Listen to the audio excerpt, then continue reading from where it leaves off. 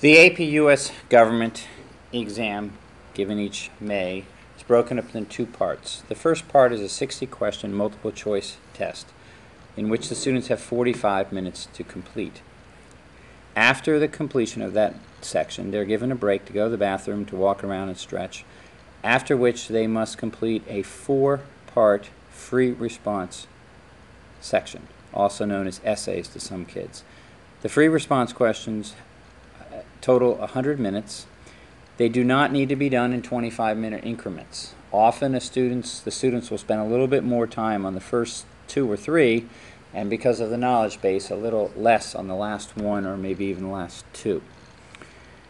They are not intended to be well written, as was the case in AP US history. There are no points given for how well they can write a paragraph or an essay.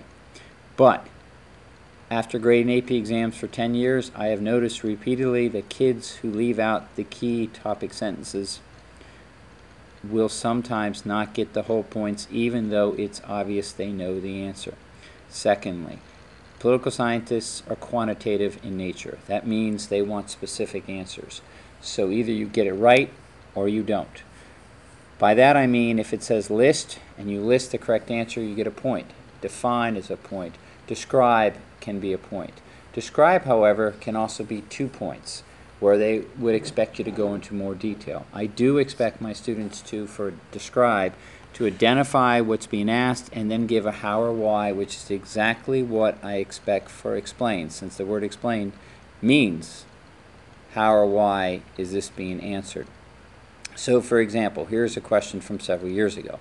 Fiscal and monetary policy are 2 tools used by the federal government to influence the United States economy. The executive and legislative branches share the responsibility of setting fiscal policy. The Federal Reserve Board has the primary role of setting monetary policy. I always tell my kids to read the prompt. There's almost always something in there that's incredibly important. How do I know they've read the prompt? I make them summarize the main point in a paragraph to start the essay off. They will get no credit for that essay on the AP exam, but it's good to focus them. So I've done that below. Fiscal and monetary policies are 2 tools used by the federal government to influence the U.S. economy. Period. Yes, it's just restating it, but this is not great writing. English teachers are not going to be happy with this. There is no creativity, nor do you want to have an A. So part A, define fiscal policy. My answer, fiscal policy is defined as, and you essentially fill in the blank and you get 1 point. B, describe one significant way. One significant way that the executive branch influences fiscal policy is, you get a 2nd point. C, one significant way the legislative branch influences fiscal policy is.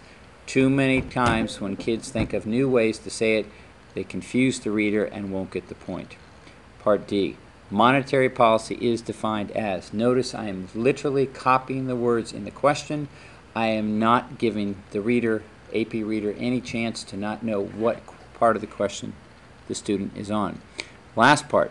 The last part can be broken up into, call them 2 paragraphs, and again, sometimes paragraphs, maybe 1 or 2 sentences on an AP US government free response section, or 1.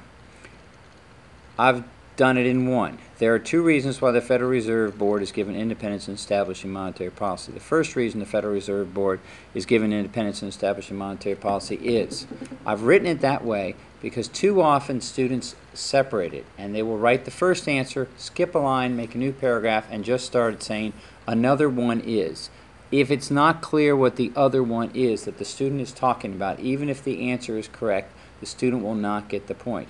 So I've overdone it in a sense, and you should train your students to overdo it so there's never a question. So again, the second reason that the Federal Reserve Board is given independence in establishing monetary policy is, and again, notice how I wrote this is done because. They have to say how or why this is done in both cases. They get 2 points for E, 1 for D, 1 for C, 1 for B, 1 for A 6-point question. There is no rhyme or reason on the free response questions. For several years they gave 6. Before that they'd given as many as 9. They have gone back to the you have to guess. It is wise when you have your students taking the test to guess themselves by putting points in the left-hand margin of the paper or the online, what they send you online, guessing the points. Literally by the word fiscal policy is defined as, they put a 1.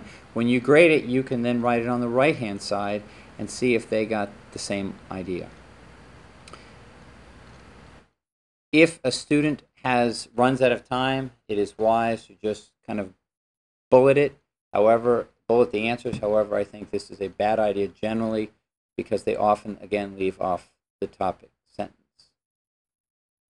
Secondly, if it asks for describe one significant way, for example, part B, and the student knows two, then the student should then say another significant way the executive branch influenced fiscal policy is.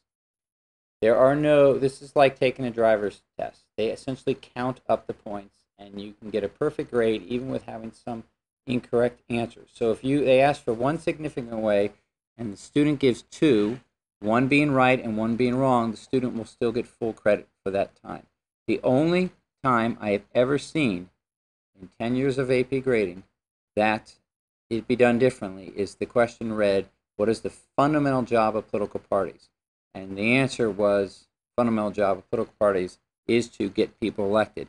And a number of students who took the exam wrote, and to get ideas made into law. By getting the and when it said fundamental, when it was clear that AP readers wanted just one thing, they actually got no points, even though they had gotten part of the question right. Or if they said one fundamental is and another fundamental is, they then lost the point. So it is incumbent on the students to clearly read and clearly answer the question. Finally, this answer to this question will be read in 45 to 90 seconds, depending on the speed of the AP grader. The AP grader wants to almost take a photo, a mental photo of it, and just literally run down the page. As easy as the students can make it, the better off, the more likely the answers are going to be found. The ones that might miss more points are the ones where the answers may be hidden in the question. And the reader, the student does not want to do that. These are very straightforward. Every free response, unlike AP US History, will be recognized in some or whole part by the students, and they should do exceedingly well in this section.